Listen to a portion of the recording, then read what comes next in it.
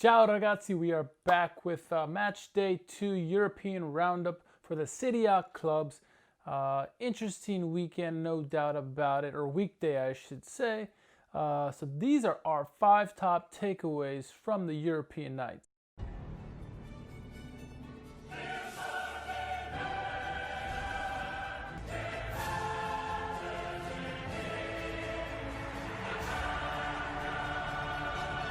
Ciao ragazzi, before we get into the countdown, if you haven't done so yet, please subscribe to the page. It'd be very much appreciated. Like, leave comments, turn on that notification button for when we put out videos. You'll be the first one to see, and when our live podcasts are out, you'll be able to get a notification bell for that. So our top 5 takeaways in no particular order. Coming in number 1, the first takeaway I should say, is the Milan youth revolution is in full swing. What we saw from Diego Dalot, Ismael Benacer, Sandro Tonali, Brahim Diaz, and Rafael Leao was some very good play from some youngsters. Diego Dalot had a goal and an assist in this one. Ismael Benacer had an assist. Rafael Leao came on and scored a goal in place of Ibrahimovic. And Diaz was pulling strings all over the place and scored a goal.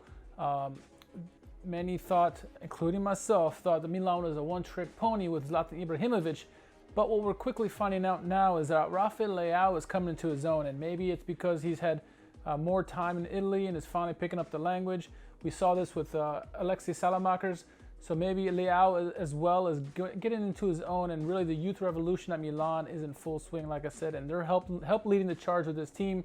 They're going to get a lot of experience in these European and Europa League games, while the main starters are in the Serie A game. So this is good news for Milan. They continue their unbeaten streak, but the youth players are playing fantastic at the moment, and this is only a good sign for AC Milan. Takeaway number 2 is Napoli getting back on track. After the first week where they lost to AZ Alkmaar, it was a difficult game, of course. There was all these COVID speculations with AZ Alkmaar, AZ Alkmaar, however you want to pronounce it.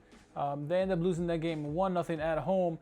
So then they go to their second game. Who do they got but difficult Spanish opponent, first place Real Sociedad in La Liga. Historically, all Spanish clubs have been very difficult in both Europa League and Champions League. There's no exception here. Right? Real Sociedad is a very good club, and Napoli came to play. They found some extra grinta, a little bit of Gattuso magic, a little bit of Gattuso hustle to get this one done. It was not an easy matchup. A lot of good players for the Spanish side. Napoli were able to overcome it, and then they got the opportunity to score a goal, and they did. They took it. So well done by Napoli to bounce back, get back onto the winning column, get back into winning ways, and get their their Europa League back on track towards getting out of this group stages. Takeaway number 3, we're going to AS Roma. They're finding their group very difficult, which is odd because they're in a fairly easy group. Their midfield has doing very well. They're getting a lot of shots off, but they can't seem to score goals. Only scoring 2 goals through the first 2 games against Young Boys and now with CSKA Sofia. They still have Cluj, who is the first place in the group next game. So it's a little difficult at the moment. I guess you can give them a break because they're sandwiched in between those 2 games. Had AC Milan.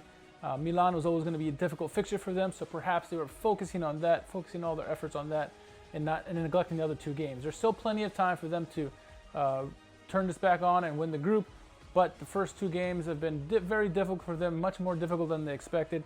The next game is against Cluj, arguably the best team in their group. Is going to be difficult as well. So let's see if Roma can turn things back on once the focus of Serie is not so much there. But they need to figure out a way to score some goals. That's the main thing. Their midfield's been playing very well. I really like the midfield a lot, but they need to find ways to get the ball in the back of the net. And an offshoot of all that, Atalanta and Inter as well, they're part of this takeaway. They're also finding it very difficult in their groups. Inter had to travel to Shakhtar Donetsk. Never an easy task to go to Ukraine.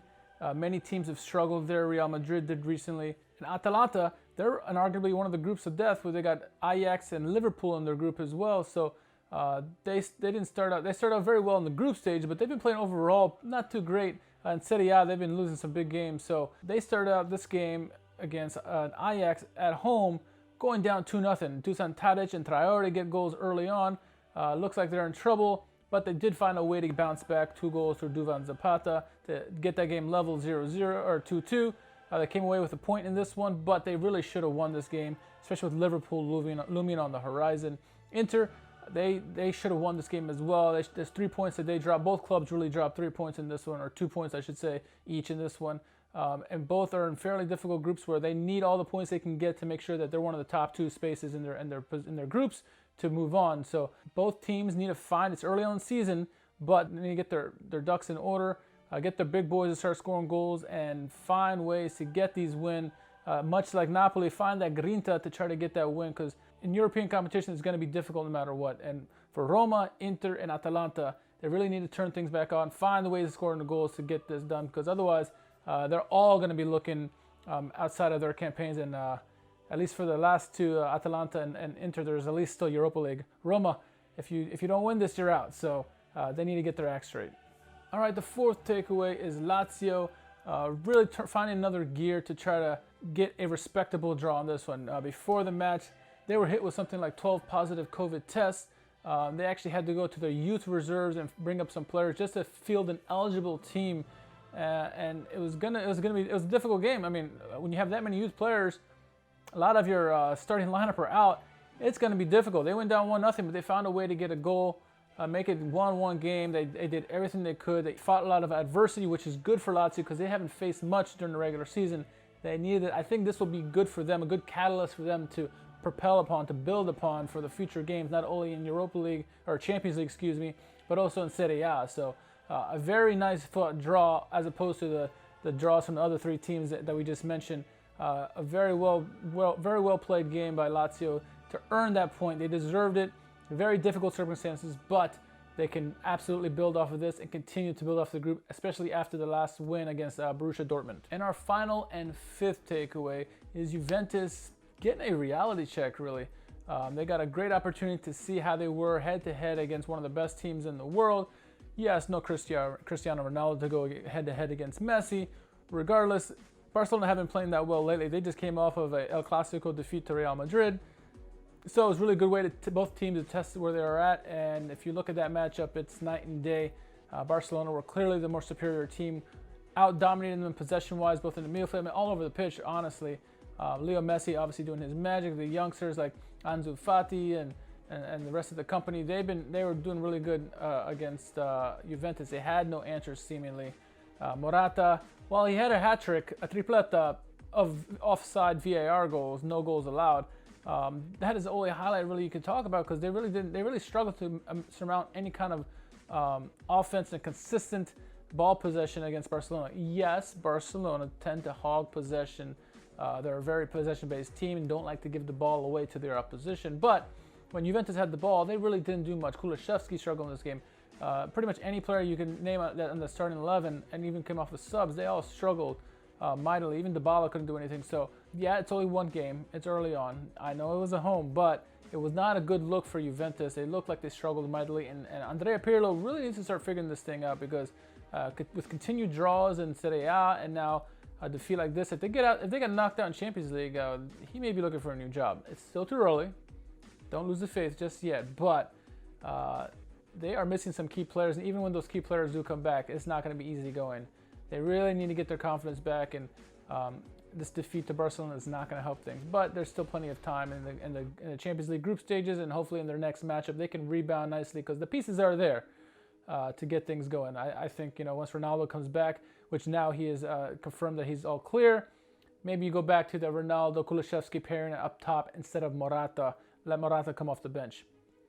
We'll see. Time will tell. Those are our 5 takeaways from the European nights this past week. What did you make? Do you agree? Did you have other takeaways that you saw from our 7 teams in Europa League and Champions League? Let us know in the comments below. As always, if you're not doing so yet, make sure you follow our podcast on Twitter and Instagram. Our podcast can be heard all over iHeartRadio, Apple Podcasts, SoundCloud, anywhere that streams music, we're there. Again, please subscribe to the page. Very much appreciated. And as always, make sure you tell your paisans about us. Ciao.